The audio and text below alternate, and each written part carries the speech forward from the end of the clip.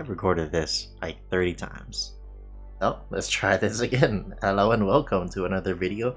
My name is Nesavart and today I'm going over how I set up and render my scenes in Marmoset Toolbag. We're going to create a camera. So simply select this icon here. We'll create a camera. We can name it really quick to something like renderer.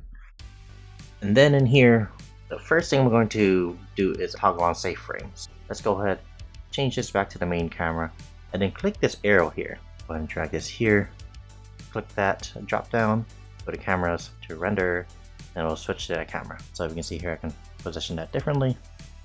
And then we turn on safe frame, and you'll notice this resolution now is following the specific aspect ratio you've given in the settings. So we'll adjust that next. What I will do next is adjust the frame opacity before adjusting the resolution. This way we can make the areas that's out of the viewport or out of the camera's point of view pitch black. And then I'll get to this vertical line here to where it becomes a arrow to the left and right. And then left click and drag so that it becomes a smaller screen.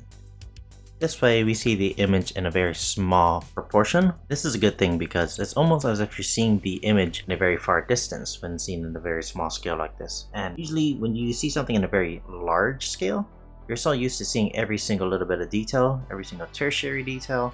But then when you zoom out and see in a smaller scale, you see the bigger picture and you get a better idea at how the end result is starting to look like. Next, let's adjust the resolution of the camera. So if you go into the render tab and then you go down and you look for output image, whatever the resolution is here is how the camera is going to be essentially having its aspect ratio portrayed and going to be having the final image rendered out as. So we can do something like 800 by 600 and it becomes more like a square ratio. And go back up here, it becomes more of a landscape ratio. But you can go ahead and change these numbers as you want manually. I'm gonna go ahead and change the resolution. I believe I do something like a 3600 by 5400, and that should be more of a poster proportioned resolution. Before we get into lighting, I'm going to create some materials and place them throughout the model just so we get a better point of view on how the model is starting to look like with materials on. So I'm going to create a new one. Let's say I'll call it skin, and I'll just place it on the entire thing, I guess, here. So essentially how my model was made is usually I have a material in Zbrush where it already has a tone applied to the material. So it gives this kind of skin tone look to it already. And I go ahead and paint in darker tones within that to kind of exaggerate certain things like blush or makeup and such on the model. So for this, I can go ahead and go to the albedo section and change it to vertex color. And you'll notice I then have details that I painted on already in Zbrush, but she's got a white tone to her body, a white color. So what I'll go ahead and do is click this and slightly shift it to a more skin tone look. Something kind of like that. I guess a bit more reds. And then I'll adjust the roughness slightly. So now we have more of a skin tone. And then for the hair material, I'll do another one. Call it hair. And then let's place that on her hair. I'll go more in depth and detail with all of these materials later in a different video. But for now, I'm just going to quickly make some materials that we can kind of get things started. So go ahead and change the color. Maybe do more of a red. Change this to a specular and bring this down, adjust the roughness a bit, and I'm just going to go with that. Let's do one more material. We'll call this, I guess, bra. Put this here, and then let's adjust roughness, bring it down a bit. Perhaps I had some vertex color painted. Yes, I did, so I don't need to bring that. And adjust that. Maybe put a little bit of a tone to it. There we go. Change this to specular again. And then under here, I can change it to have some subsurface and adjust that as needed. And then I'll go into GGX and adjust the ISO instead. Bring this higher, and then I can adjust the direction of this. So something kinda like that. Alrighty, cool. So now let's add some lights. I usually do essentially a 3-point lighting setup. It's not a lighting setup where I create 3 lights and then I call it done, never add any more. It's just something I kind of start with, and then if I need to, I add additional lights as need be. So you can go ahead and click this light icon in the upper left, but I usually just do Control L. So based off of where you're looking in the scene, so I can look at you in the back or in the front, if I press Control L, it'll create a light. So I'm gonna go in a slightly higher up angle. Usually I start with an upwards angle and slightly to the side. Hit Control L, and it'll create a light. And if I need to, I'll adjust it, but for now I'll keep that. And then I will create a second light on the bottom left, and then I'll create a light in the back. Control L once again. So the reason why I create those 3 lights is the first one acts as the key light, the main light that we're getting all of our brightness from. The second light acts as the fill light, essentially makes it so that you don't have any dark shadows in your scene. And then lastly, the back one, the third light, is my backlight, which is the main light that I use to create rim lighting on my characters. So I'm gonna go ahead and name these really quick. Let's go and adjust this. Turn these 2 off, the light, and adjust the brightness a bit. Kind of like where it's at right now. Maybe we can adjust the tone slightly, a little bit of orange to it.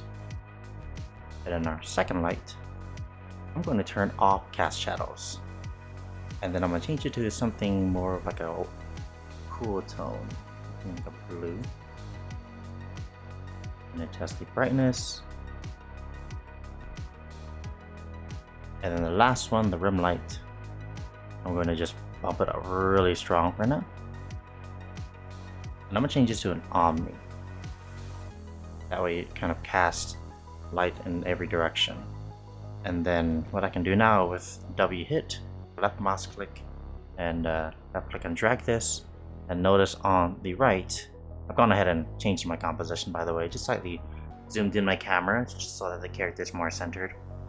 But I'll grab this and I'll move it around, and I'm looking for essentially the main bright light showing up on the edges of the model. So maybe bringing it down a bit like this. And I'm looking to maybe kind of get a nice rim lighting along the stomach or ribs area. And then if anything, if I want to try and get maybe a second one going, I'll just hit Control D, duplicate that light, and I'll bring it on the other side. Okay. Now, let's adjust some of these shadows and kind of the softness of these lights. I'm gonna hide all of these. So for the main key light, what I can do is go into this diameter section and left click and drag. It'll adjust the shadows, essentially the edge softness of the shadows. So softer, sharper. Let's go a nice low in between, and then let's turn on the fill light. That one doesn't have any shadows casting. And then for the rim lighting, you can adjust the diameter.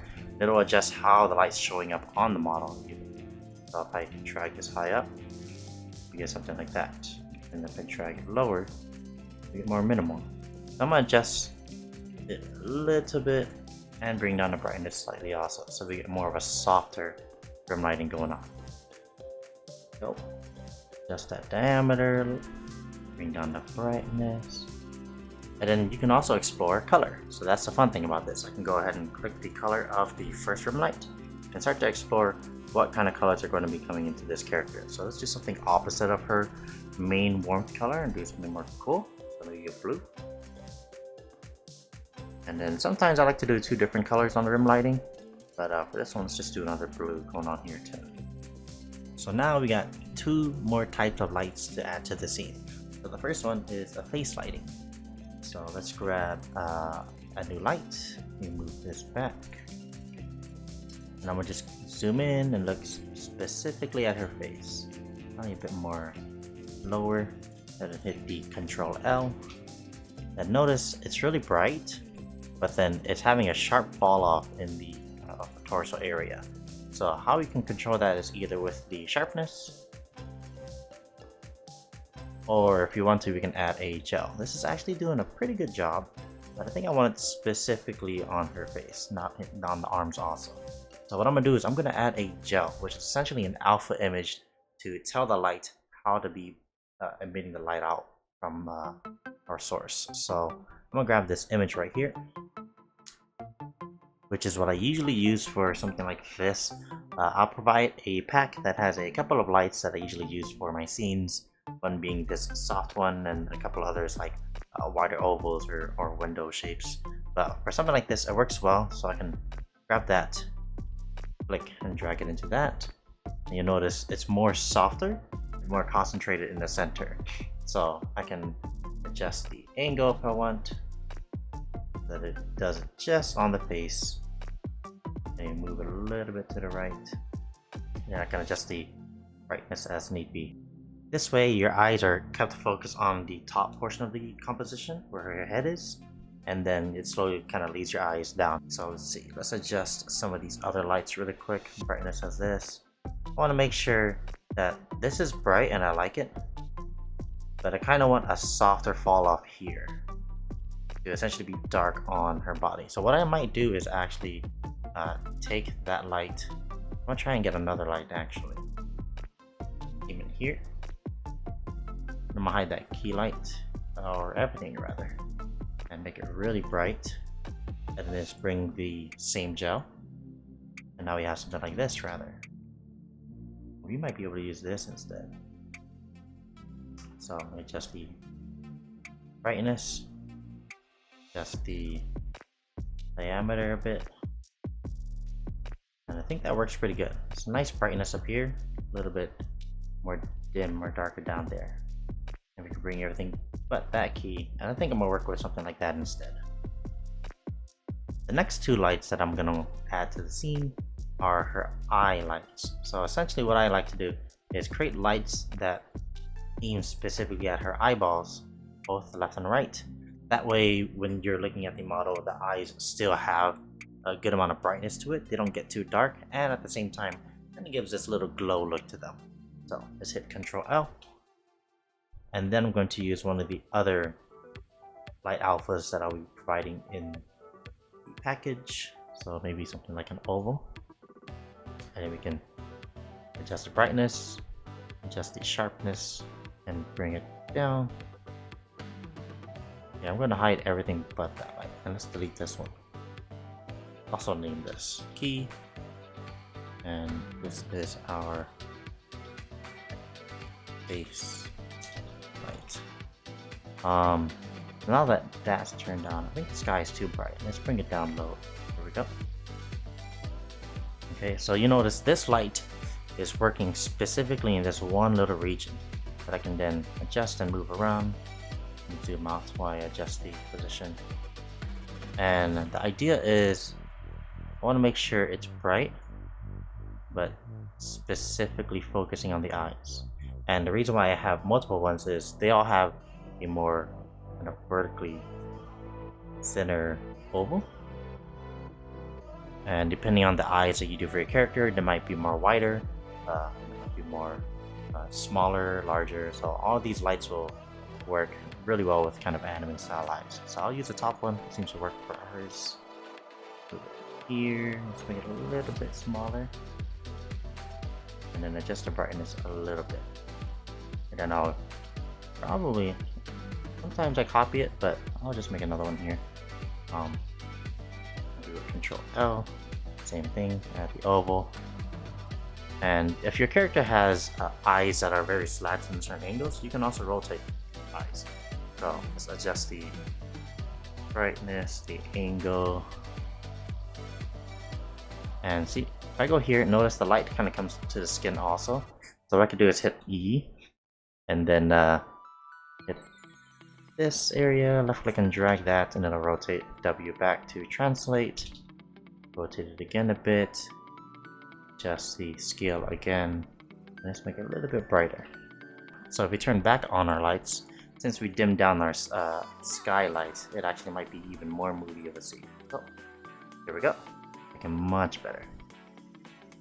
Now let's get to the fun part. So let's go into the render tab, and I actually don't use ray tracing. For shadows, we can do something like Mega. So you'll notice in the final one, I go from the low shadow, shadows get lower and more chiseled on the edges, and if I change it to a Mega, much more smooth. So next is Ambient Occlusion, probably my personal favorite section. Turn this on to screen. You notice we can dial it, but then sometimes not too much happens. So if you actually turn on diffuse, even more happens to your scene. But it essentially happens in a very uniform way because it's working based off of screen space. So if you change this to more of a ray traced, but then we get something like this. And this is probably what I would go with in the end. I explore with screen first, and then when I'm getting ready to get a final image, I explore with the ray trace. I can adjust this and then turn on the ray distance and adjust that also for how strong the fall off is. So one thing I keep in mind when getting AO on these anime style characters is it's good to have less AO on the face area. So if you have too much AO, it starts to make the face area look very dirty. So the less you can have there, the better. I'm gonna go ahead and drag that lower, do something more like that. And then we can go ahead and test it off and on, big difference. And then I adjust the color also. I don't keep it on solid black for something more stylized. It helps to have more color into your shadowed areas. So if I do something more like a strong red, let's test that, make it stronger. Maybe a little bit wider, just a little. Okay, and then let's reduce the saturation of it. We get something like that. Now we can adjust the intensity. There we go. I turn on local diffuse and reflections for mines. You can fiddle with these settings if you want. Sometimes it's good to have less, sometimes it's good to have more. So I just kind of literally what I do often when dealing with these sliders is just literally crank it up all the way and see what happens, and crank it down and see what I want in the scene and what I don't want in the scene. So since this one's doing a lot to the thigh, I'm gonna have this probably lower. Diffuse, same thing, you can adjust this. Just click and drag it as high up or low as possible and see what's happening. It's good to have this, in my opinion, for scenes that have a lot of glossiness or reflections happening. So for something like this, I might probably have less of it. Before we get to the final image render section of this, let's go back to our camera and then let's make some adjustments to it. So let's go to render, and then in here, I'm going to make some adjustments to make our scene look much better. So let's start from, I'm going to start from the bottom. So let's see, sometimes I do a vignette. Softness I keep really low. And this will essentially add a very soft, darkened edge to your scene. So sometimes it'll add a bit of a mood, sometimes it'll be too much. Just add a little bit. Bloom is a big one that I mess with a lot, but sometimes I disable it and then I do it in post in Photoshop. But it's good to kind of visualize how your scene is going to look with bloom, so I can turn this on and adjust the size, right, something like that, and then dim it down. So it might not look like much is happening, but if I go from 0.083 to 0, it's actually a good amount happening. So let's go with something like that. And then sharpen, I just crank up limit all the way up, and then I adjust the strength. So too much could create a bit of a stylization, but go for a nice like little in between. I don't mess with any of the tone mapping. Sometimes I do when I notice my scene's a bit too kind of flat in contrast, but usually that's because of my lighting not being too good. But if you really wanted to, you can totally adjust this as need be. You know, if your shadows you want to make more brighter or darker, and then if you want a bit of your midtones or highlights in different tones also. It's something you can totally control in here, but then it's something I usually leave to my lighting setup and then adjusting it in Photoshop as need be. So let's put this back to 0. Next we got distortion. So chromatic aberration, you can do in Marmoset, but since I do post in Photoshop, I do chromatic aberration in Photoshop instead. But we'll just go ahead and enable it to kind of see what it's doing. So too strong will give this, which we don't want, just a little bit of a subtleness to it. Something like that. And then next, I don't touch motion blur, don't touch flare, but focus I do touch. So focus, turn this on, post effect. Notice it gets really blurry. So what you have to do is, wherever you want your focus on your model to be, all you have to do is middle mouse click, and it'll focus specifically on that in the depth of field. So click on her head, notice her head is really sharp, and then if I left click and drag this will adjust how the depth of field is reacting. So maybe something like that works. And then let's go over how this whole lighting setup is working. So let's disable all of this, and then disable the sky. So well, first off is the sky, right? We have that as essentially our global fill light. And then we have the main key light, just here, adds a lot of mood to the scene already. Then we have the fill light here. We have our rim lighting, left and right. We have the face lighting, adding a bit more focus to the face. And then we have the eye lighting of 1 and 2. And then let's go to the output section finally. So scrolling down to here, we have the output section. The first thing I look at is the resolution, making sure that's the right resolution in the end that we want to get our final image out of. So that's looking good. Next is the format. If you want to have some transparency, have PNG enabled, and then you go in and click transparency. What will essentially happen is if you don't have any geo behind your model, and you turn on transparency, when you export, you'll literally just have your character or whatever model you have in scene visible in the image, and everything in the back will literally not have any information in the file. So when dragging that down into your post work, you can literally go ahead and change the background as need be via Photoshop or whatever program you're using. Samples is a big one. I don't have mine too high, honestly. I don't think it makes too much of a difference, and I use my Marmoset renders for prints. So for me, for something like prints, I just have it as something like a 128. It's not too much of a problem, but it also is a time thing. The higher it is, the more longer the render is going to be. So I keep mine at something like a 128, sometimes a 64, and it works just fine for me. And that's about it. That's literally how I set up my entire scene. Next in the video to come soon, I'll be going over how I set up all my materials for mine. So going a bit more in depth for creating skin, creating metals. Hopefully you found this video helpful. If you have any questions still or suggestions on what you want to see next, feel free to leave a comment. Otherwise, please like, subscribe if you haven't yet, and I'll see you in the next video.